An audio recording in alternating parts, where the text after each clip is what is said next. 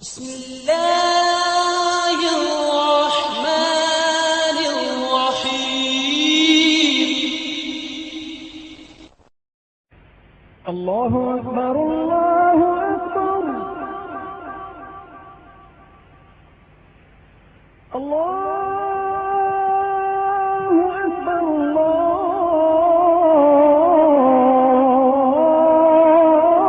الله أكبر ஸல்லல்லாஹு அலைஹி வஸல்லம் அன்னவர்களோடு வீற்றிருக்கக்கூடிய நற்பேற்றினை நம் அனைவர்களுக்கும் நம்மை சார்ந்தவர்களுக்கும் தந்த உரிவானாகவும் ஆமீன். கண்ணியத்திற்குரியவர்களே, அல்லாஹ்வுடைய அளப்பெரும் பெருமையினால் தமிழகத்தை ஆளுவதற்குண்டான ஆட்சியாளர்களை தேர்ந்தெடுக்கக்கூடிய வாய்ப்பும் நாளும் நம்மை வந்தடைந்து அல்லாஹ்விடத்தில் பொறுப்பு சாட்டி சிறந்த தலைமையை அவன் நமக்கு தர வேண்டும் என்ற நல்ல நோக்கத்தில் நம்முடைய வாக்களிப்புகளை செய்துவிட்டு அமர்ந்திருக்கிறோம். அல்லாஹ்விடத்தில் நாம் என்ன கேட்க வேண்டும்? அல்லாஹும்ம லா துஸல்லித் அலைனா மன் லா யஃபாதுக ஃபீனா வலா யர்ஹம்னா. யா அல்லாஹ், எங்கள் மீது இரக்கம் காட்டாதவர்களை, உன்னுடைய அச்சம் இல்லாதவர்களை எங்கள் மீது சாட்டி விடாதே என்று நாம் துஆ செய்ய கடமைப்பட்டிருக்கிறோம். அல்லாஹ் தஆலா அவனை அஞ்சக்கூடிய, நம்மீது கிருபை காட்டக்கூடிய நல்ல ஆளுமையை தந்தருடையவனாக என்று நாம் துஆ செய்ய கடமைப்பட்டிருக்கிறோம். கண்ணியத்திற்குரியவர்களே, நம்மை சுற்றி நடக்கக்கூடிய நிகழ்வுகள், அவைகளிலிருந்து நாம் படிப்பினை பாடங்கள் பெற்றுக்கொள்ள வேண்டும் என்பது ஒவ்வொரு முஃமினுடைய, முஸ்லிம்களுடைய சிறந்த லட்சியமாக இருக்க வேண்டும் என்று மார்க்கம் நமக்கு சொல்லித் தருகிறது. அந்த அடிப்படையில் சமீப நாட்களாகவே சமூக ஊடகங்கள் வாயிலாக நமது சமூகத்து பெண்மணிகளுடைய சிலர்களுடைய வீடியோக்கள், சிலர்களுடைய செயல்பாடுகள் சமூக ஊடகங்களில் பரவி வருவதை நாம் பார்க்கிறோம். ஏறக்குறைய 55 வயதை கடந்த ஒரு பெண்மணி ஹிஜாப் அணிந்து கொண்டு தன்னுடைய மகளோடு ஒரு ஏதோ சினிமா திரைப்படத்தை பார்த்துவிட்டு, இன்றைக்கு வெள்ளிக்கிழமை ஜும்மாவுடைய தினம், நான் தொழுவ கூட இல்லாமல் நான் இங்கு வந்திருக்கிறேன், நல்லா இருக்கிறது என்று ஒரு தாயும் மகளும் உரையாடிய உரையாடலை நமக்கு ஊடகங்கள் பரப்பியது. அதே போன்றுதான் 40 கூட கடந்திருக்காத ஒரு பெண்மணி, எனக்கு என் கணவர் என்னுடைய பிள்ளைகளை விட ஒரு நடிகருடைய பெயரை சொல்லி என் கணவரை விட எனக்கு அவரைத்தான் பிடிக்கும் என்று ஒரு இஸ்லாமிய பெண்மணி ஹிஜாப் அணிந்து கொண்டு சொல்லக்கூடிய வீடியோக்களும் ஊடகங்கள் வாயிலாக நாம் பார்த்தோம்.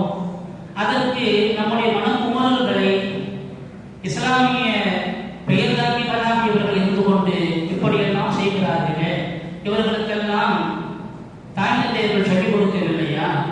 இவர்களெல்லாம் ஏன் இப்படி நடக்கிறார்கள்? அவர்களுக்கு ஒழுக்கம் இல்லையா?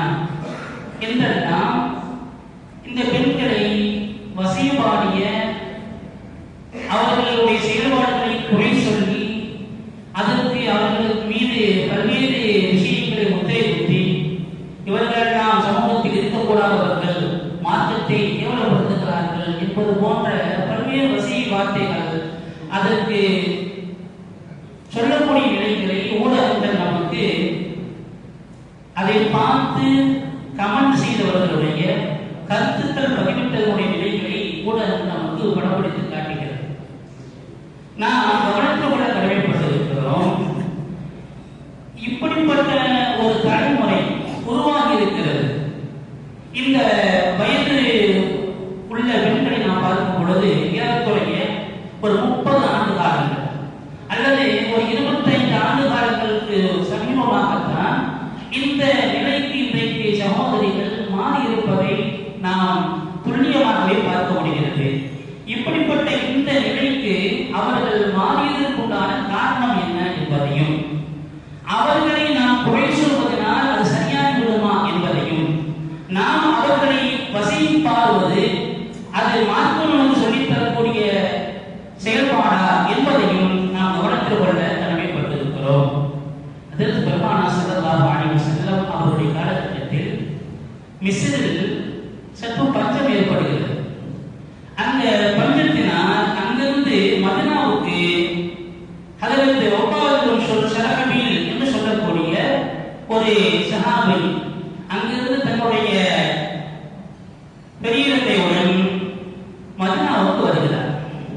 கடுமையான பஞ்சம், ஒரு தினம் பசியோடு வந்தவர் மதீனாவில் அங்கு விவசாயம் செய்யப்பட்டிருக்கக்கூடிய கோதுமை விவசாயம் செய்யப்பட்டிருக்கிறது.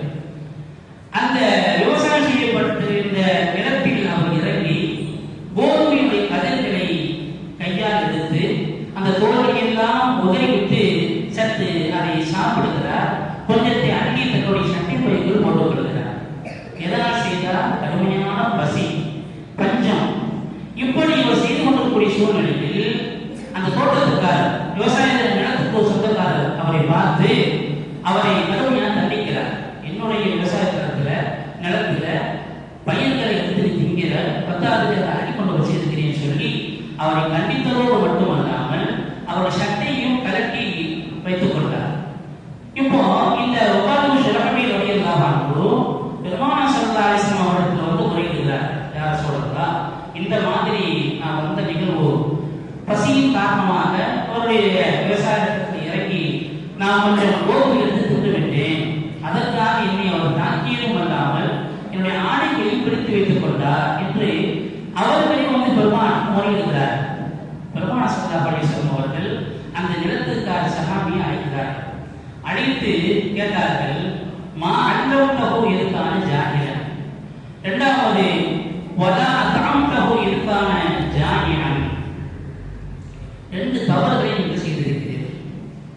இந்த சஹாபி கடுமையான பசியினால் பஞ்சத்தினால் வந்தவர் உங்களுடைய விவசாயத்திற்கு இறங்கி ஏதோ பசியினால் எடுத்து கொஞ்சம் சாப்பிட்டார். அவருக்கு நீங்க என்ன செஞ்சிருக்கணும்? மார்க்கம் இது அனுமதிக்காத ஒரு நிலை. யாருடைய உரிமைக்காரரோ, தோட்டத்துக்கு உரிமைக்காரரோ, விவசாய நிலத்துக்கு உரிமைக்காரரோ அவருடைய அனுமதி பெற்று நீங்கள் சாப்பிடணும். அதுதான் நம்முடைய மார்க்கம் சொல்லித் தரக்கூடிய நிலைப்பாடு. எனவே நீங்கள் என்ன செய்திருக்கிறீர்கள்? மா அல்லம் தௌஹீதுக்கான ஜாஹிலன், அவர் இதை பற்றி தெரியாதவராக இருக்கிறார். நீங்கள் அவருக்கு அதை கற்றுக் கொடுக்கவில்லை. கற்றுக் கொடுக்காம அவரை கண்டித்திருக்கிறீர்கள். ஒன்று.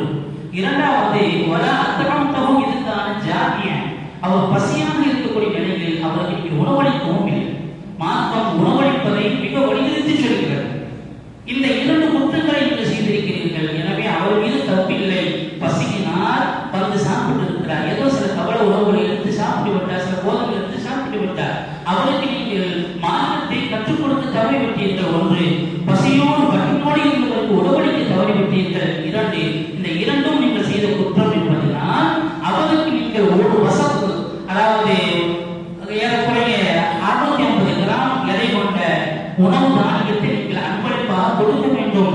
அவருடைய ஆணைக்கு நீங்கள் திருப்பி கொடுக்க வேண்டும் என்று பெருமானார் ஸல்லல்லாஹு அலைஹி வஸல்லம் சொன்ன நபிமொழியை நாம் பார்க்க முடிகிறது. இங்கு நாம் என்ன கவனத்தில் கொள்ள வேண்டும்? இன்றைக்கு இது மாதிரியான 50 வயதை தாண்டி இருக்கக்கூடிய பெண்கள், 30 வயதை கடந்திருக்கக்கூடிய பெண்கள், ஏறக்குறைய 10-20 வயது உண்டான விடுதலை பெண்கள், அவர்களெல்லாம் ஹிஜாப் அணிந்து கொண்டு தவறான செயல்பாடுகளை மார்க்கம் அனுமதிக்காத சினிமா பாடல்களுக்கும் சினிமா தனமான ஆடல்கள் இப்படியாக செய்யக்கூடிய நிலைகளை நம்ம சமூகத்தை பெண்களை நாம் பார்க்கும் பொழுது வேதனை கொள்கிறோம். அவர்களை நாம் வசைபாடுகிறோம். இதை ஒரு நாம்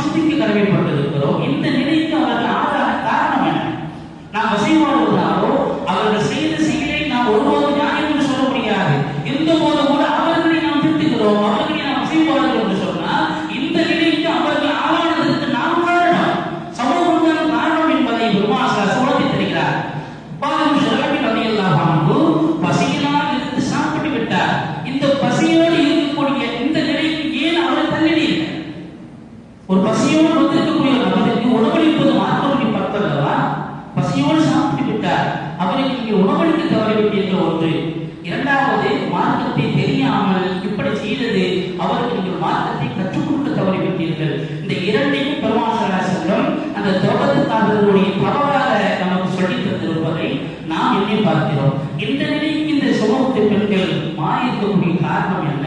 அவர்களுக்கு முறையான மார்க்க அறிவை நாம் கொடுக்க தவறி இருக்கிறோம். மார்க்கம் இது அனுமதிக்காத ஒரு அறிவு என்பதை கற்றுக் கொடுப்பதன் விளைவு இன்றைக்கு நாம் சந்தித்துக் கொண்டிருக்கிறோம். ஒரு காலகட்டம் இருந்தது, ஏறக்குறைய 25 ஆண்டுகள் 30 ஆண்டுகளுக்கு முன்பதாக பள்ளிக்கூட ஆண்டுகளாக கல்ச்சுரல் நிகழ்ச்சிகள் நடத்தப்படும். அதில் ஏதோ ஒரு சில சிறுமிகள் சிறுவர்கள் ஏதோ ஒரு சில பாடல்களுக்கு ஆடக்கூடிய நிலைகள் எல்லாம் இருந்தது. இன்றைக்கு நாளடைவில் எந்த அளவுக்கு போயிடுச்சு சொன்னா, இஸ்லாமிய பள்ளிக்கூடங்களில் கூட சினிமா பாடல்களுக்கு நம் குழந்தைகளை ஆடவிட்டு அவர்களை பார்த்து கண்டுகளிக்கக்கூடிய ஒரு அவ்வளவு நிலைக்கு சமூகம் கருதப்பட்டிருக்கிறது. ஒரு தினம் நம்முடைய குழந்தைகளின் நிலைகளை நாம் சற்று யோசிக்க கடமைப்பட்டிருக்கிறோம். 7 வயதில் தொட வேண்டும் என்று மார்க்கம் சொல்கிறது. 10 வயதாகி தொடவில்லை என்று சொன்னால் அடித்து தொட சொல்லும் செய்யுங்கள் என்று மார்க்கம் சொல்கிறது. இந்த 7 வயதில் இருக்கக்கூடிய நம்முடைய பிள்ளைகள் பள்ளிக்கு வரும் பொழுது அவர்கள் 2ஆம் வகுப்பு படித்தவர்களாக உள்ளே வருகிறார். இது கலந்து ஏறக்குறைய 12ஆம் வகுப்பு அவர்கள் முடிக்கக்கூடிய காலகட்டம் வரைக்கும் இந்த நிலையில் ஏறக்குறைய 17 வயதில் அவர்கள் 12ஆம் வகுப்பு முடிக்கிறார். இந்த நிலையில் இருக்கக்கூடிய சிறுமியர்கள் ஒரு நேரம் பள்ளிக்கு வருகிறார், காலையோ அல்லது மாலையோ. இப்படிப்பட்ட ஒரு சூழ்நிலை இருக்கிறது. அல்லது வாரத்திற்கு ஏதோ ஒரு சிலர்கள் பள்ளிக்கு வரக்கூடிய நிலையில் இருக்கிறது. இது அல்லாமல் பள்ளிக்குள்ள விடுமுறையின் பொழுது அவர்களை அழைத்துக் கொள்ள செல்லக்கூடிய நிலையில் பார்த்தோம் என்று சொன்னால், அதிலும் சிறுவர் சிறுமிகளுடைய பள்ளிக்கு வரக்கூடிய மொத்தவுக்கு வரக்கூடிய அந்த நாட்களுடைய பதிவேற்று மிக குறைவான தினங்களை நாம் பார்க்க முடிகிறது. ஆக ஏறக்குறைய 7 வயதில் பள்ளிக்கு வரக்கூடிய அந்த சிறுவன் அல்லது சிறுமி ஒரு 8வது வரைக்கும் உண்டான நிலை வருகின்ற பொழுது, எனக்கு நான் 9th போறேன் 10th போறேன், ஸ்பெஷல் கிளாஸா இருக்குது, பள்ளிக்கு வர முடியாது என்று அந்த ஏறக்குறைய 7 வயது வந்து 8, 9, 10, 12 டீனேஜ் 13 வயசுலேயே அவர் என்ன செய்யறாங்கன்னா நம்மளை விட்டு வெளியேறும். ஆனால் அந்த டீனேஜ் பருவம் என்று சொல்லக்கூடிய 13 19 வயது வரைக்கும் உண்டான அந்த பருவம் மிக ஆபத்தான பருவம் என்பதை சமூகம் உணர கடமைப்பட்டிருக்கிறது. எனவே அந்த 13 வயதிலிருந்து 19 வயது வரைக்கும் உண்டான அந்த வயது தலைமுறைகளுக்கு மார்க்கத்தினுடைய விஷயங்களை சரியான முறையில் மனதில் பதிவு செய்திருக்கும் என்று சொன்னால் 19 கடந்து அவர்கள் ஆயுள் வரைக்கும் ஒரு மனதில் பதிந்திருக்கும் தவறான செயல்பாடுகளுக்கு செல்ல மாட்டார்கள் என்பதை சமூகம் உணர கடமைப்பட்டிருக்கிறது. இன்றைக்கு அந்த 13 வயதிலிருந்து நம்மை மட்டும் செல்லக்கூடியவர் சிறுவர் சிறுமியர்கள் 17 வயதில் அவர்கள் பள்ளி படிப்பு முடிக்கிறார்கள். அதை முடித்து கல்லூரி படிப்புக்கு செல்லும் பொழுது ஏறக்குறைய குறைந்தது 3 ஆண்டுகள் அல்லது 5 ஆண்டுகள். இந்த 17 வயதிலிருந்து 22 வயது வரைக்கும் அவர்களுடைய இந்த நிலைகளில் 8வது படிக்கும் பொழுது 13 வயதில் நம்மை விட்டு செல்லக்கூடியவர்கள் ஏறக்குறைய 22 வயது வரைக்கும் எந்த தொடர்பும் இல்லாதக்கூடிய ஒரு நிலைக்கு இன்றைக்கு சிறுவர் சிறுமிகள் தள்ளப்படுகிறார்கள். இப்ப தன்னுடைய அந்த வாலிப பருவம் வரும் பொழுது இவர்களுக்கு ஒருபுறம் பள்ளிக்கூடங்களில் இது மாதிரியான கல்ச்சுரல்கள் ஆண்டு விழா நிகழ்ச்சிகள் நடத்தும் பொழுது சினிமா பாடல்களால் சினிமா நடிகர்களால் கவரப்படுகிறார்கள். அவனை போன்று ஆணை அணிய வேண்டும், அவனை போன்று நாமும் ஸ்டைலாக இருக்க வேண்டும், முடிவெட்டிக் கொள்ள வேண்டும். இது மாதிரியான நிலைகள் அந்த சிறுபாலிலேயே உள்ளத்தில் பதிந்ததன் விளைவு மார்க்கம் பற்றி இல்லாமல் போகிறது. ஒரு தளம் தொழுகைக்குள்ளான கடமையான விஷயத்தை நிறைவேற்ற தவறக்கூடிய நிலைகளில் இன்றைக்கு ஆண்கள் ஒருவரும் என்று சொன்னால் ஒருவரை மேலாக இன்றைக்கு பெண்களோட நிலை 10ஆம் நிலைக்கு தள்ளப்பட்டிருக்கிறது. கணிதத்திலே ஒரு தரம் இப்படி செய்யக்கூடியவர்களை நாம் குறை சொல்வதற்கு முன்னால் இந்த நிலைக்கு அவர்கள் ஆளானதற்குரிய காரணம் நாம் தான் என்பதை நாம் சற்று கவனத்தில் கொள்ள கடமைப்பட்டிருக்கிறோம். எனவேதான் பெருமாள் செல்லும் இதுக்கான ஜாகிரன் அவர் அறியாமல் இருக்கும் நேரத்தில் அவருக்கு மார்க்கத்தை சொல்லிக் கொடுக்கவில்லை. பசியோடு இந்த நேரத்தில் அவர்களுக்கு உணவளிக்க வேண்டும், உணவளிக்கவில்லையே என்று சொன்ன இந்த 2 வார்த்தைகள் சமூகம் சிந்தைக்கு கடமைப்பட்டிருக்கிறது. இப்படிப்பட்ட நிலையில் இருந்து அந்த யுவதிகளை அந்த இளைய தலைமுறைகளை மீட்டெடுக்கக்கூடிய பொறுப்பு கடமையும் நம்மை ஒவ்வொருவருக்கும் இருக்கிறது என்பதை நாம் கவனத்தில் கொள்ள வேண்டும். அந்த அடிப்படையில்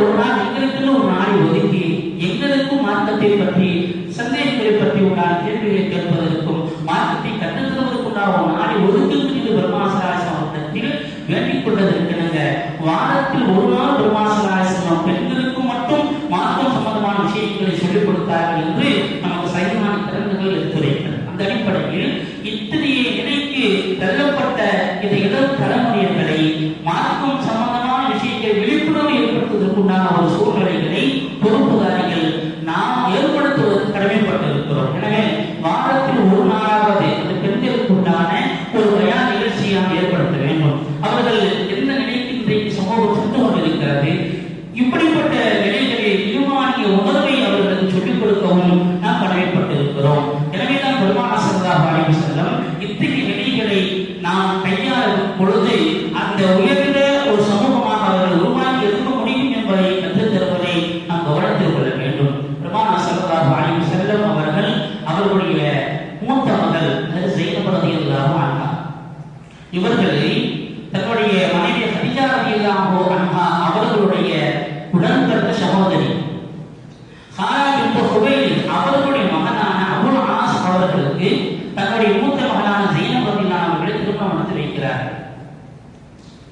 இப்படி இருக்கக்கூடிய சூழ்நிலையில் மூன்று விதமான காரணம். ஒன்று, அபுல் ஆஸ் அவர்கள் சிறந்த வியாபாரி, இரண்டாவது உறவு முறையை சேர்ந்தவர், மூன்றாவது நல்ல பழக்கமுள்ள சாலிகான மனிதராக இருந்தார், நல்ல குணமுள்ள நபராக, நல்ல வலிமைக்கு நபராக இருந்தார். மூன்று காரணங்களால் அவரை தேர்ந்தெடுத்து தன்னுடைய மகனார் ஸைனப் ரலியல்லாஹு அவர்களுக்கு பெருமானார் திருமணம் முடித்து வைத்தார். அவர்களுக்கு உமாமா என்ற ஒரு குழந்தை பிறக்கிறது. இப்படிப்பட்ட சூழ்நிலையில் வெளிநாடுகளுக்கு வெளியிடங்களுக்கு வியாபார மொத்தமாக அபுல் ஆஸ் அவர்கள் சென்று விட்டார். அவர்கள் சென்று கடந்த இந்த காலகட்டங்களில் பெருமானார் ஸல்லல்லாஹு அலைஹி வஸல்லம் நபிப்பட்டம் வழங்கப்படுகிறது, நபியாக ஆகிறார்கள்.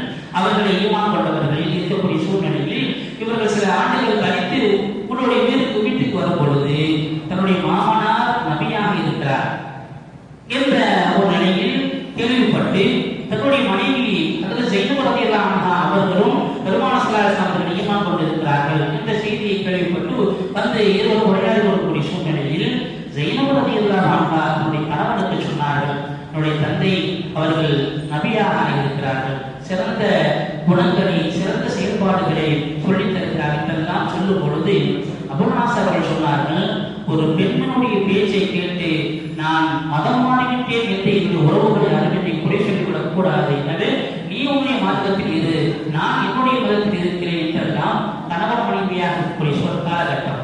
அதுவரை இப்படி திருமண சம்பந்தமான சட்டத்திட்டங்கள் எதுவும் நிரப்பப்படவில்லை. இப்படி இருக்கக்கூடிய சூழ்நிலையில் பெருமானார் ஸல்லல்லாஹு அலைஹி வஸல்லம் அவர்கள் மக்காவிலிருந்து ஹிஜ்ரத் செய்து மதீனாவுக்கு போகிறார். போர் 2 ஆண்டுகளில் முதல் போர், இஸ்லாத்தினுடைய முதல் போர் பத்ர் யுத்தம் நடக்கிறது. இந்த பத்ர் யுத்தத்தில் எதிரிகளுடைய அணியில் தன் கணவன் இருக்கிறார். ஸைனப் ரலியல்லாஹு அன்ஹா முஸ்லிமுடைய தரப்பில், கணவர் அபுல் ஆஸ் அவர்கள் காஃபிருடைய தரப்பில் இருக்கிறார். ஒரு கணவன் மனைவி எந்த நிலைக்கு தள்ளப்பட்டிருக்கிறார் என்று யோசிக்க வேண்டும். இந்த பத்ர் யுத்த காலத்தில் கைதியாக அபுல் ஆஸ் அவர்கள் பிடிக்கப்பட்டார். பிடிக்கப்பட்டவர்களுக்கு பெருமானார் ஸல்லல்லாஹு அலைஹி வஸல்லம் 2 விஷயங்களை சொன்னார்கள். இந்த கைதியாக பிடிக்கப்பட்டவர் ஒன்று பிணைய தொகை கொடுத்துட்டு அவங்க விடுதலை ஆகிக்கலாம். இரண்டாவது, அவர்கள் அதாவது கல்வி கற்றிருந்தால் இந்த கல்வியை விஷயங்களை எழுத படிக்க தெரிந்த இந்த விஷயங்களை எங்களுடைய சஹாபிகளுக்கு கற்றுக் கொடுத்து அவர்கள் விடுதலை ஆகலாம் என்று 2 விஷயங்கள் செய்தார். இப்படி இருக்கக்கூடிய சூழ்நிலையில் அதில் ஸைனப் ரலியல்லாஹு அன்ஹா அவர்கள் பிணை தொகை கொடுப்பதற்காக தன்னுடைய தாயார் ஹதீஜா ரலியல்லாஹு அவர்கள் சீதனமாக கொடுத்த ஒரு மாலையை கலட்டி பிணை தொகையாக கொடுத்து விட்டார். பெருமானார் ஸல்லல்லாஹு அலைஹி வஸல்லம் உயிருக்கும் மேலாக நேசித்த ஹதீஜா ரலியல்லாஹு அன்ஹா அவர்கள் கொடுத்த அந்த மாலையை பார்த்தவுடன் ஹதீஜா ரலியல்லாஹு அன்ஹா ஞாபகம் பெருமானார் ஸல்லல்லாஹு அலைஹி வஸல்லம் வந்தது. கண்ணீரோடு சொன்னார்கள், என் மகளார் என் மனைவியுடைய இந்த மாலையை பிணை தொகையாக கொடுத்திருக்கிறார். என்ன சொல்கிறீர்கள் என்று சஹாபாக்களிடம் ஆலோசனை செய்யும் பொழுது சஹாபாக்கள் சொன்னாங்க, யார் சொல்லலாம், அவர்களிடத்தில் பிணை தொகை வாங்க வேண்டாம், அவர்கள் நீங்கள் விடுதலை செய்து விடுங்கள் என்று சொன்னார்கள். சஹாபாக்கள் வேண்டுகோளுக்கு அபுல் ஆஸ் அவர்கள் விடுதலை செய்யப்பட்டார்கள். இப்படி விடுதலை செய்யப்பட்ட சில ஆண்டு காலங்கள் ஹிஜ்ரி 2 பத்ர் யுத்தம் நடக்கிறது. ஹிஜ்ரி 8 மக்கா வெற்றி கொள்ளப்படுகிறது. மக்கா வெற்றி கொள்ளப்படக்கூடிய அந்த சூழ்நிலையில் அதற்கு அபுல் ஆஸ் அவர்கள் அங்கிருந்து அவர்கள் வெளியே சென்று விடுகிறார்கள். இந்த சூழ்நிலையில் அதாவது மக்காவிலிருந்து வெளியே சென்றவர்கள் தப்பி ஓட்டம் பிடித்தவர்கள் எல்லாம் பிடிக்கப்படக்கூடிய சூழ்நிலையில் அபுல் ஆஸ் அவர்கள் மதீனாவிற்கு வந்து அதற்கு ஜைனபதியிலான மனைவியுடைய வீட்டில் வந்து தஞ்சம் போகிறார். எனக்கு நீங்கள் பாதுகாப்பு கொடுக்கணும். ஜைனபதியிலான பெருமாள் ஆரிசனுடைய பள்ளிக்கு வருகிறார். சுபுக நேரம் பெருமாள் தொழுகையை நடத்தி முடிஞ்ச ஜைனபதியிலான ஆசன் சொல்கிறார், என்னுடைய வீட்டிற்கு அபுல் ஆஸ் அவர்கள் என்னுடைய கணவர் தஞ்சம் தேடி வந்திருக்கிறார். அவரிடத்தில் நான் எப்படி நடந்து கொள்வது? பெருமாள் சொன்னார்கள், அவர்கள் பாதுகாப்பு தேடி கொண்டு வந்திருக்கிறார்கள் அல்லது அவருடைய பொருளை சகாபாக்கள் எடுத்துக்கொண்டார்கள் என்ற நிலையில் அவர்கள் சொன்னார்கள், என்னுடைய கணவர் வெளிநாடுகளில் இருந்து சிலர்கள் கொடுக்க வேண்டிய பொருட்களோடு வந்த பொழுது சகாபாக்கள் வழிமறித்து காவிரிகளுடைய தரப்பிற்கு உதவியாக கொடுக்கப்படக்கூடிய பொருளாதாரத்தை தடுக்கும் விதமாக இந்த பொருளை எடுத்துக்கொண்டார்கள். அதனால் அவர் இந்த பொருளை தேடி வந்திருக்கிறார் என்று நான் சொல்லும் பொழுது பெருமாசன சகாபாக்கள் குறித்து ஆலோசனை செய்கிறார்கள். சகாபாக்கள் சொன்னார்கள், அவரிடத்தில் இந்த பொருளை திருப்பி கொடுத்து விடுமையாக சொல்லலாம் என்று சொல்லி பொருளை திருப்பி கொடுத்தார்கள். இப்படி அவையும் தேடி வந்து அவர்களுக்கு அவையும் கொடுத்து சென்றதற்கு பின்னால் அபுல் ஆஸ் சிறந்த நற்குணங்களை சிறந்த செயல்பாடுகளை பார்த்துவிட்டு தன்னுடைய குடும்பத்தார்களுக்கும் தன்னுடைய சமூகத்திற்கும் போய் சொன்னார்கள், நான் சிறந்த நற்குணங்களுக்கு சொந்தக்காரர்களான சில நபர்களிடமிருந்து பெருமாள் அவர்களுடைய தோழர்களுக்கு நான் வந்திருக்கிறேன் என்று சொல்லி நான் இப்பொழுது இஸ்லாத்தை ஏற்றுக்கொண்டேன் என்று சொல்லி அவர்கள் இஸ்லாத்தை தழுவினார்கள் என்பது வரலாறு. இதற்கு பின்னால் ஏறக்குறைய சற்றே ஒரு 4 மாதங்கள் இருக்கக்கூடிய சூழ்நிலையில் ஜைனபதியிலான ஒப்பாத்தாகி விடுகிறார்கள். அவர்கள் மரணித்து ஒரு 4 ஆண்டுகளில் அபுல் ஆஸ் அவர்கள் ஷஹீதாகி போகிறார். இந்த கணவர்களுடைய வாழ்க்கை ஏறக்குறைய 30 வயதை கூட அடையாத நிலையில் ஜைனபதியிலான உலகத்தை விட்டு இருந்தார். காரணம் அந்த மனைவியோடு இஸ்லாத்தை தழுவி ஒரு நல்ல வாழ்வை வாழக்கூடிய நிலையில் 4 மாதங்கள் பெற்றார்கள். அபுல் ஆஸ் ரலியல்லாஹு என்று சொன்னார், தன் கணவரை சிறந்த ஒரு முஸ்லிமாக மாறுவதற்கு ஒரு பெண்மணி எவ்வளவு முயற்சி எடுத்துக் கொண்டார் என்பதை நாம் சற்று கவனித்துக் கொள்ள வேண்டும். ஒரு கணம் எதிர்மொழி தரப்பில் தனக்கு எதிராக இருக்கும் பொழுது மார்க்கமா கணவரா என்று வரும் பொழுது மார்க்கம்தான் உயிருக்கும் மேலானது என்று நினைத்தவர்கள் கணவனுக்கு எதிராக போர்க்களத்தில் பார்த்த நிகழ்வுகளை ஹதீஸ் கரங்கள் நாம் அறிய தருகிறது என்று சொன்னார். இன்றைக்கு இது மாதிரியான வரலாற்று நிகழ்வுகளை நம்ம சமூகத்தின் பெண்களுக்கு நாம் உறக்க சொல்லவும் அவ்வப்போது விழிப்புணர்வுகளை ஏற்படுத்துவதும் கடமைப்பட்டிருக்கிறோம். இந்த அடிப்படையில் தான் அவ்வப்போது சமூகத்திற்கு சிறந்த ஒரு விழிப்புணர்வு ஏற்படுத்த வேண்டும் என்பதற்காகத்தான் வாரத்தில் ஒரு நாளை பெருமாள் செல்லும் பெண்களுக்கு ஒதுக்கி மாற்று விஷயங்களை அதற்கென்று கற்றுக் கொடுக்கக்கூடிய நிலையில் ஏற்படுத்தினார் என்பதை நாம் உணர்ந்து இது மாதிரியான மாற்று விழிப்புணர்வு பயான்கள் அந்த பெண்களுக்கு சமூகத்தை சார்ந்த விஷயங்களை சொல்லிக் கொடுக்க வேண்டிய பொறுப்பும் கடமையும் பொறுப்புதாரிகளுக்கு இருக்கிறது என்பதை நாம் கவனித்துக் கொள்ள வேண்டும். இரண்டாவது, சிறுவ சிறுமிகளுடைய விஷயங்களில் மிகுந்த கவனம் செலுத்த கடமைப்பட்டிருக்கிறோம். இப்பொழுது பள்ளியினுடைய விடுமுறை காலம். இந்த விடுமுறை காலத்தில் அவர்களை சிறந்த நல்லொழுக்க செயல்களாக மாற்றுவதற்கான ஒரு சந்தர்ப்பம் கிடைக்கும் பொழுது இந்த சந்தர்ப்பத்தை நாம் பயன்படுத்திக் கொள்ள வேண்டும். அல்லாஹ்வுடைய அருளா ஏறக்குறைய 28 மாணவர்கள் குர்ஆன் ஓதக்கூடிய மாணவர்களாகவும் 27 மாணவர்கள் இஸ்லாம் குர்ஆன் ஓதக்கூடிய நிலையில் இருக்கக்கூடிய மாணவர்கள் என்பதாக நாம் பார்க்க முடிகிறது. இந்த மாணவர்கள் கூட சிலர்கள் காலையில் மட்டும் பள்ளிக்கு வருவது, சிலர்கள் மாலையில் மட்டும் வருவது இந்த நிலைக்கு தள்ளப்பட்டிருக்கிறார்கள். இந்த இரு நேரங்களை சரியாக பயன்படுத்துபவர்கள் தான் சிறந்த முறையில் குர்ஆனை கற்றுக்கொள்ளவும் மாற்று விஷயங்களில் அவர்கள் அறிந்து கொள்வதற்கு உண்டான நிலை ஏற்படும் என்பதை பெற்றோர்கள் சற்று கவனம் வையுங்கள். அவ்வப்போது பெற்றோர்களுக்கு நாம் ஞாபகப்படுத்துவதமாக பள்ளிக்கு வரவில்லை என்று சொன்னால் அவர்களை தொடர்பு கொண்டு உங்கள் மகன் இன்றைக்கு பள்ளிக்கு வரவில்லை என்ன காரணம் என்று கேட்கும் பொழுது சிலர்கள் இரவு 1 மணி நேரம் ஆச்சு நாங்கள் தூங்குறதுக்கு தூங்கிட்டு இருக்கிறோம் என்று சொல்லக்கூடிய தாய்மார்களும் உண்டு. இப்படிப்பட்ட சூழ்நிலையில் தாய்மார்கள் உறங்குகிறார்கள் என்ற பொழுது குழந்தைகளும் உறங்குவதற்குண்டான ஆரோக்கியத்தான் இருப்பார்கள் தவிர பள்ளிக்கு செல்ல வேண்டும் என்று வரமாட்டார்கள். எனவே அப்படிப்பட்ட தாய்மார்கள் சகோதரர்கள் சற்று கவனம் வையுங்கள். உங்கள் குழந்தைகளுக்கு இந்த 2 நேரங்களும் மிக சரியாக பயன்படுத்தப்பட வேண்டிய நேரங்கள் என்பதை கவனத்தில் கொண்டு காலை மாலை 2 நேரங்களில் உங்கள் குழந்தைகளை பள்ளிக்கு அனுப்பி வையுங்கள். அது மட்டும் இல்லாமல் மற்றவர்கள் ஒரு மொத்தம் மதரசாக ஒரு குரு அது ஏற்பாடு செய்யப்பட்டிருக்கிறது. இதில் உங்களுடைய பிள்ளைகளுடைய நிலைகளை நீங்கள் அவ்வப்போது பதிவு செய்யுங்கள். குர்ஆன் இன்றைக்கு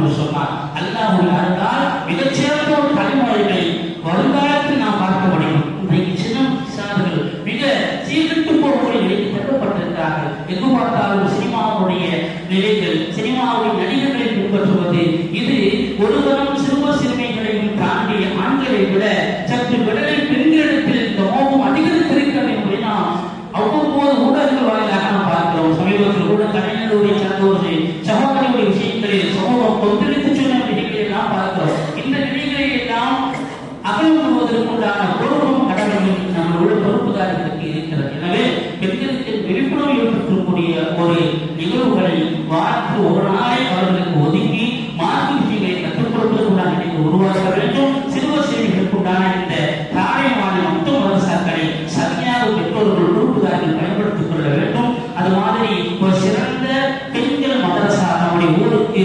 தாழத்தில் கட்டாயம் போர்கால அடிப்படையில் இது செய்ய வேண்டிய நிலையில் நாம் தள்ளப்பட்டிருக்கிறோம் என்பதையும் சகோதரர்கள் கவனத்தில் கொண்டு அதற்குண்டான ஏற்பாடுகள் செய்ய வேண்டும் என்று உங்களுக்கு வேண்டி கற்றுக்கொண்டு எல்லாம் சிறந்த சமூகத்தை அல்லாஹ் ஒழுங்கு சாலைகளான நிர்வாகியசாலிகளான சந்ததிகளை நம்முடைய சந்ததிகளை எல்லாம் புரிவானாக. மாற்றக்கூடிய விஷயங்களை ஆர்வம் கொண்டு செயல்படக்கூடிய நிர்வாகியசாலிகளில் எல்லாம் நம்மையும் நம் சந்ததிகளின் சேர்த்து புரிவானாக. மாற்றம் நமக்கு கற்றுத்தரக்கூடிய ஒழுக்க மாண்புகளை கடைபிடித்து வாழக்கூடிய நல்ல தலைமுறைகளாக நம்முடைய சிறுவர் சிறுமியர்கள் இளைஞர்களுடைய நிலைகளை அல்லாஹ் உருவாக்கி தருவானாக. அல்லாஹ் நம்மை வணங்கி வழிபடுவது நமக்கு சிறந்த ஆரோக்கியத்தையும் நீண்ட ஆயுளையும் அல்லாஹ் நினைவாக வருவானாக. நம்மை ஆளுவதற்குண்டான சிறந்த ஆளுமைகளை நம் மீது இரக்கம் காட்டக்கூடிய அல்லாஹ்வை அச்சப்பட்டு வாழக்கூடிய சிறந்த தலைமையை அல்லாஹ் உருவாக்கி தருவானாக.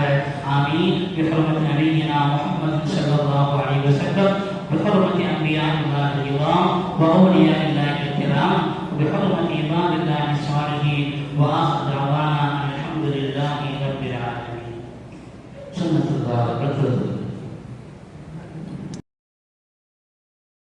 سبحانك اللهم وبحمدك أشهد أن لا إله إلا أنت أستغفرك وأتوب إليك.